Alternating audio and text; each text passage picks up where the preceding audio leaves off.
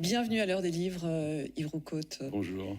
Alors, vous êtes philosophe, vous êtes agrégé de philosophie et de sciences politiques, vous êtes docteur d'État et professeur d'université. Vous avez déjà écrit, notamment en 2022, L'obscurantisme vert, livre dont on avait pas mal parlé.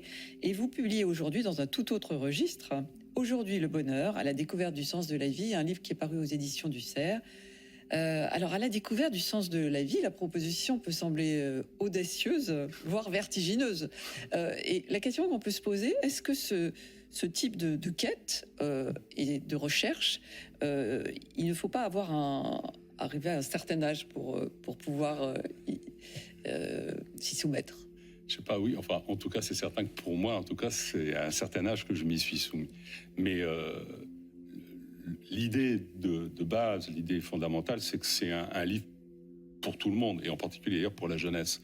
Pourquoi ? Parce que, en fait, j'essaye de donner par ce livre une vision du monde qui correspond à ce que je crois être la révolution des temps contemporains, c'est-à-dire une vision radicale où, au lieu de tomber dans la dépression, dans la tristesse, au lieu de subir, au fond, tous ces prophètes de malheur qui nous vendent justement des peurs, qui nous vendent de la culpabilité, j'ai essayé de donner un livre qui montre précisément que cette humanité est formidable, que son histoire est formidable. Si elle n'existait pas, il faudrait l'inventer même. Donc, et je raconte cette histoire en réalité à travers le voyage à travers un voyageur qui reprend toute l'histoire de l'humanité pour découvrir le bonheur. Alors justement, avant de revenir sur ce voyage étonnant de ce vagabond qui recherche la vallée du bonheur, qu'est-ce que c'est que le bonheur? Alors il y a une définition étymologique qui est assez intéressante. Oui, pardon, oui. Oui, si vous voulez, le problème que j'ai eu dès le départ, c'est aussi l'œuvre de ma vie quelque part. Donc, si vous voulez, le problème que j'ai au départ, c'est qu'on a deux gros soucis. Le premier souci, c'est précisément le fait que on nous vend des peurs constamment, avec des prophètes de malheur qui nous disent mais le bonheur est pas possible. Regardez, la planète qui brûle, l'intelligence artificielle qui va nous détruire. Regardez les guerres qui vont arriver. On imagine les tanks russes arrivant à Paris. Enfin, j'en sais rien.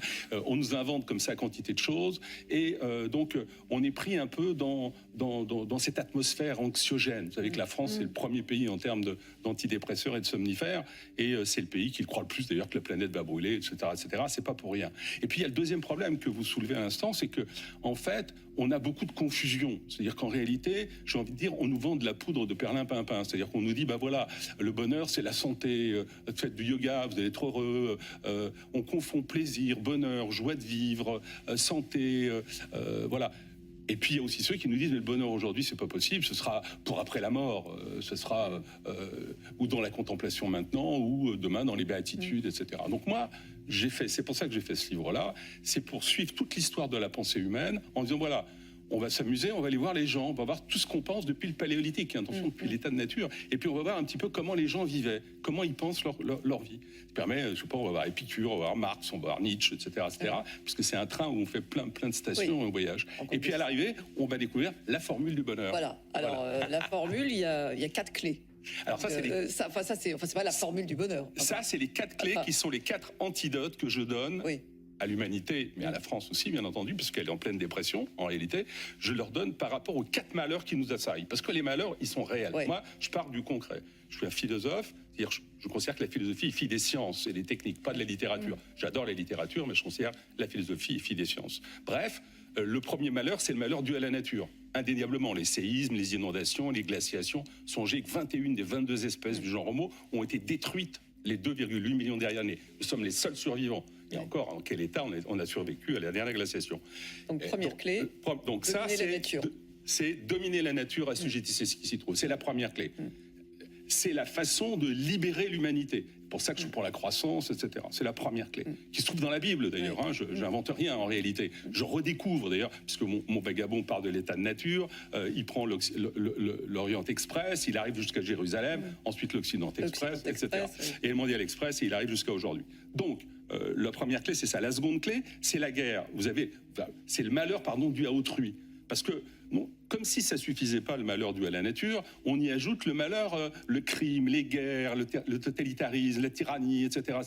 etc. Alors là, il y a une deuxième clé. La deuxième clé, c'est l'amour. Alors vous allez me dire, c'est bizarre, ouais, c'est un peu abstrait. C'est pas abstrait du tout. L'amour des autres, il est évident que c'est l'antidote. Par exemple, l'amour des nations. Si on laissait, comme le disait le pape Jean-Paul II, si on laissait les nations avoir le droit de s'exprimer, mais il y aurait moins de guerre, c'est évident. Donc si cet amour-là, encore une fois, c'est des clés, ça ne veut pas dire que c'est facile à réaliser. Dominer la nature, on n'y arrivera jamais totalement. L'amour, on n'y arrivera jamais totalement, c'est évident. La troisième clé, c'est très important, c'est une clé que je découvre chez Montaigne. D'ailleurs, mes premiers travaux étaient sur Montaigne.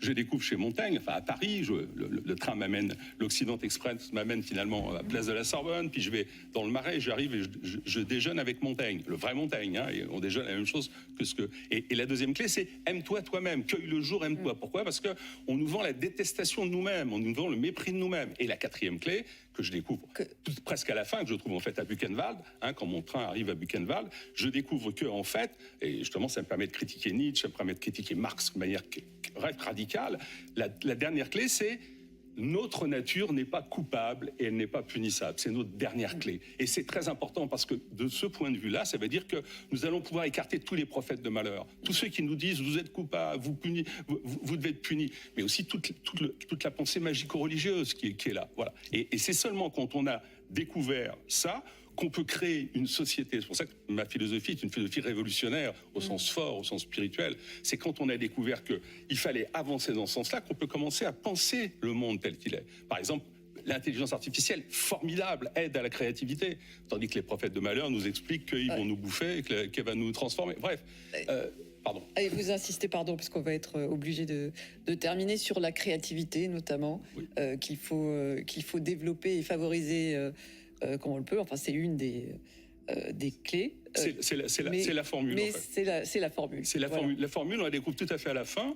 C'est très important parce que ce que je découvre dans le livre, c'est que notre nature n'est pas l'intelligence. L'intelligence, les animaux en ont. Mais ce qui nous différencie de toutes les autres espèces, c'est que nous sommes capables de transformer le monde, donc de créer à l'intérieur. Nous sommes capables de transformer notre propre nature jusqu'à nos propres gènes. Nous sommes capables de créer des civilisations. Nous sommes créateurs. Nous sommes à l'image, je suis désolé de le dire parce que j'ai passé pour un théologien, on est à l'image du Dieu créateur. Et c'est pour ça que l'image du livre, c'est une petite fille. Parce que quand mon vagabond, quand on arrive dans la vallée du miel, qu'est-ce qu'il découvre? Il découvre une petite fille qui est sur la plage en train de faire un château de sable. Et d'un seul coup, il a la révélation. Mais tous les êtres, tous les enfants, tous les êtres humains sont créateurs. Donc pourquoi est-ce que ces êtres humains, ces petites filles, ces femmes, si ensuite brimées, freinées, mises dans les fers, mises sous voile, pourquoi ces gens-là ne peuvent pas se réaliser? Et c'est pour ça que les quatre clés sont importantes. C'est pour ça qu'il faut que vous devez lire, on est obligé de terminer.